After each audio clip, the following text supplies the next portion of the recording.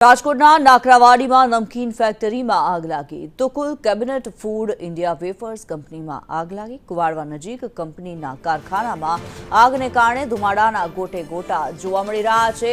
દોડધામ મચી ગઈ છે। ફેક્ટરીમાં આગ લાગવાનું કારણ અકબંધ છે। મયુર સરવૈયા લાઈવ જોડાયેલા છે। મયુર, આપની પાસેથી જાણવા માંગીશું, જે આગની ઘટના સામે આવી રહી છે, શું આગ કાબૂમાં આવી છે? કોશિશો ચાલી રહી છે?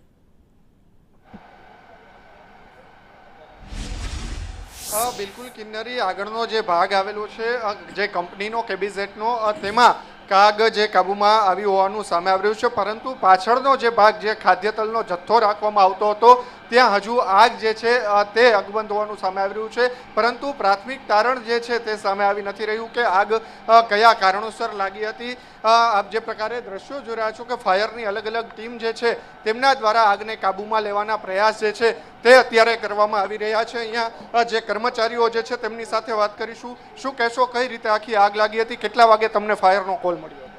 મેં ફાયરવાળાને 9:15 આસપાસ કોલ કરેલો અને પછી હું તરત ફાયરની ગાડી લઈને હું જ અહીંયા સુધી પહોંચી ગયો હતો અને જેટલા મેક્સિમમ વાહન આવી શકે એટલા બોલાવી લીધા। તમે જોઈ શકો છો એ રીતે। કેટલા કર્મચારીઓ અહીંયા કામ કરતા હતા? કોઈ જાનહાની થઈ? ના, 200 થી 250 કર્મચારી હતા। બધાને સેફલી બહાર કાઢી લીધા છે। કોઈ જાનહાની કોઈ નથી। અહીંયા કંપનીમાં ફાયરની સિસ્ટમો ને એ બધું હતું? બધું કમ્પ્લીટ છે। તમે જોઈ શકો છો આ બધી ફાયરની સિસ્ટમ લાગેલી છે। અંદાજિત કેટલું નુકસાન થયું હોવાનું સામે આવ્યું? એ કઈ આઈડિયા નથી સર। અત્યારે કેટલી ટીમો અત્યારે કામ કરી રહી છે? અત્યારે 6 થી 7 ફાયર બ્રિગેડની ગાડી આવી ગઈ છે જે અત્યારે કામ પર જ છે અને અમે બી અમારા તરફથી પૂરતું જે કાંઈ થઈ શકે છે પાણીની વ્યવસ્થા ને એ બધું કરાવીએ છીએ।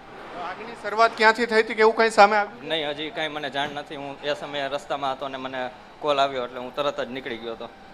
બિલકુલ 9:15 વાગ્યે આગનો કોલ આવ્યો હોવાનું અહીંયાના જે મેનેજર છે તેઓ અત્યારે જણાવી રહ્યા છે અને ત્યારબાદ તેમણે ફાયરને કોલ કર્યો હતો અને ફાયરની અલગ અલગ ટીમો જે છે તેઓ અત્યારે અહીંયા પહોંચીને આગને કાબૂમાં લેવાનો પ્રયાસ કરી રહ્યા છે। જે આગળનો ભાગ કંપનીનો કેબિઝેટનો આવેલો છે ત્યાં આગ અત્યારે સંપૂર્ણપણે કાબૂમાં આવી ગઈ છે, પરંતુ પાછળનો જે ભાગ જે છે કે જ્યાં અત્યારે ખાદ્ય તેલનો જથ્થો રાખવામાં આવ્યો હતો ત્યાં હજુ આગ કાબૂમાં આવી નથી ને તેમને કાબૂમાં લેવાનો પ્રયાસ જે છે તે અત્યારે હાથ ધરવામાં આવી રહ્યો છે। ઉલ્લેખનીય છે કે 200 થી પણ વધારે કર્મચારીઓ આ કંપનીની અંદર કામ કરી રહ્યા હતા। સવારના સમયે આગ લાગી હોવાથી ઓછા કર્મચારીઓ અહીંયા હોવાનું અહીંયાના જે કર્મચારીઓ જે છે તેઓ કહી રહ્યા છે, પરંતુ સૌથી મોટી વાત એ છે કે અહીંયા જે આખું પતરાનું જે શેડ બનાવ્યો હોવાના કારણે આગ જે છે તે વધુ વિકરાળ બની હોવાનું સામે આવી રહ્યું છે।